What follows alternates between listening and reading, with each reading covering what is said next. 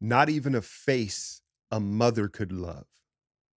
Y'all have heard that phrase before, right? Not even a face a mother can love. And what it refers to is the eyes and the lens of a mother, right? A mother's love and the way that a mother looks at their child, they always are going to see the good, right? That they're smart, they're handsome, they're beautiful, they're clever. They're always going to see things through a mother's lens, right? Hence the phrase. But it happens to all of us in different walks of life and in different relationships where your eyes and your lens can be jaded, right? And that's what we're seeing right here with Steve Kerr. Last night it came to a tipping point. Y'all saw it. Moses Moody, 3 fourth quarter threes, couldn't miss, and he gets pulled out of the game. You can talk about, oh, Looney, we all knew it was Clay that should have came out, right? But Steve Kerr, in the lens, his eyes, he can't see things clearly at this point. And maybe that's not even the case, right? I have long been a defender of Steve Kerr because, basketball is a talent-driven sport. Don't get me wrong, the playoffs, the coaches absolutely matter, but a lot of the time it's on the players to execute, right? And I kind of lean that direction.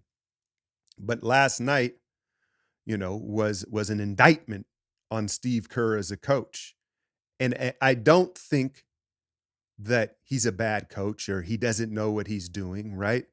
I think that his priorities and his values are in the wrong place right now. And he clearly is valuing his vets and that relationship over what's best for the team. And that's a problem, right? That's a problem. And hell, maybe he has no intentions of extending past this year, right? And so he doesn't care. It would make sense. You couldn't blame him, right? Like we know why Bob Myers left more or less, right? And Steve's like, well, I'm not going to extend. I have made this bond in this relationship with these core guys over the last 10, 12 seasons. We have 4 championships. I'm not going to ruin that for an extension or for this season when I'm not even going to return. Now, I'm not saying that that's what's happening, but it kind of looks like it's playing out that way, right? And so, yeah, Steve Kerr, it was just an aha moment when he pulled Moody out of that game. It was like, we really doing this. We really doing this, Steve. Like you're really going to just go out on your sword with this right now. Another famous saying, heavy the head that wears the crown. This is on Steph to fix. This is on Steph to fix. And how I would suggest it is he needs to sit down with Steve, Draymond, and Clay and have a heart to heart at where their priorities are, what they value right now, and is it in line with Steph contending in these final years? It's like when Draymond got over emotional and got picked up the silly foul, the T, like Steph, you got to step in there. You're the only voice he's going to listen to there. David West isn't on that bench. You've got to step in and police that.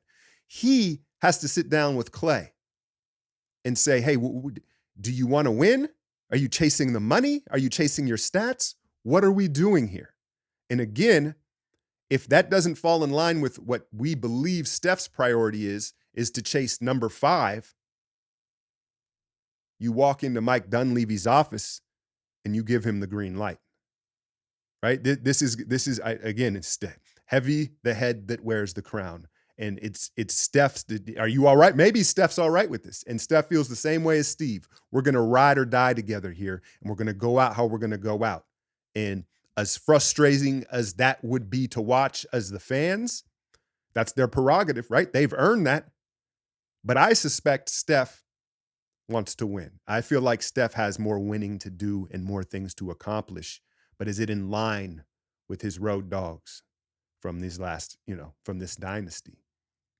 And so, yeah, man, I mean, that was tough to watch. Not to mention that was that the longest third quarter y'all have ever seen?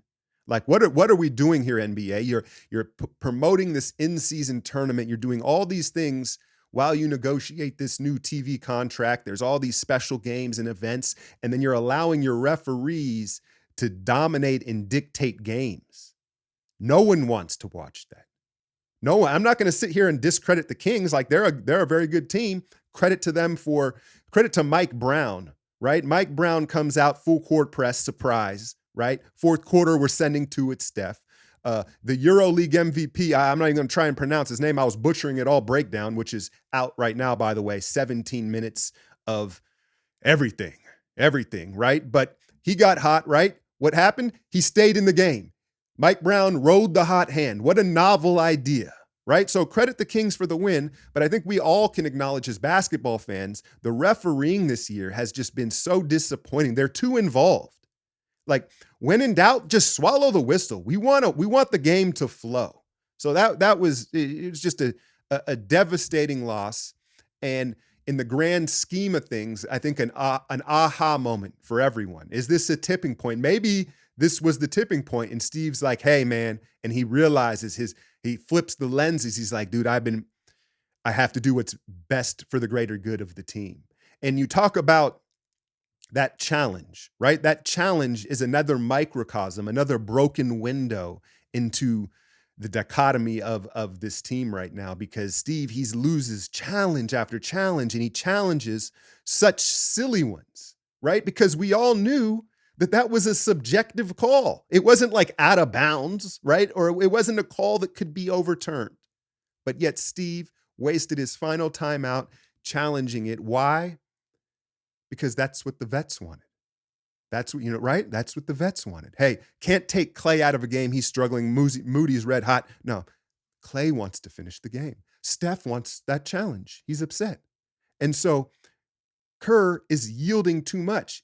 And that's the job of the head coach ultimately, right? I get it. There is a lot of ego stroking and managing personalities, but at the end of the day, you're in place for checks and balances. You cannot make a decision for one player over the greater good of the team, especially in this circumstance. It's one thing if it's like, if you're the Detroit Pistons, right? And Monty Williams is doing this for Cade. That's a different thing, right? Because it's like a young team that's not winning anyway, and they're trying to nudge him to be the guy. But this is just such a different situation. And so it was just a tipping point last night. And again, maybe Kerr is just going to dig in, and this is it. We're going to ride or die together. We're going to ride with Klay and all that. But it was really hard to watch, man. It was really hard to watch. And now we're leaking blood. CP, whenever you hear lower leg injury, it's spooky, right? Because you want to hear ankle, foot, MCL, right? Lower leg injury. Now you start to think about the Achilles and the calf, which for someone, headed towards 40 like Chris Paul, that can be weeks. That can be months. GP2, calf strain, again, that can be a long thing. So now maybe Kerr is forced into Podziemski and using more of Moses Moody. So, if you want to take the glass half full outlook on that scenario last night, maybe it is an awakening moment as far as the direction they're going to go. But yeah, that's tough, man. That's tough. What else? I guess real quick before I go, I had a video, was it yesterday, on Klay and him adapting, where I go into detail about the psychology of what I think Klay, is going through right now. So check that out. I'll link that in this video. And yeah, man, I just wanted to tap in with y'all. Again, I have a whole lot more thoughts in my breakdown on Patreon today. But I ain't gonna run from it, right? This is one where it's like you as a casual fan, you might just take like the week off from Warriors basketball. That's how I wouldn't blame you. I wouldn't blame you. But I had to tap in and tell y'all how I'm feeling about it.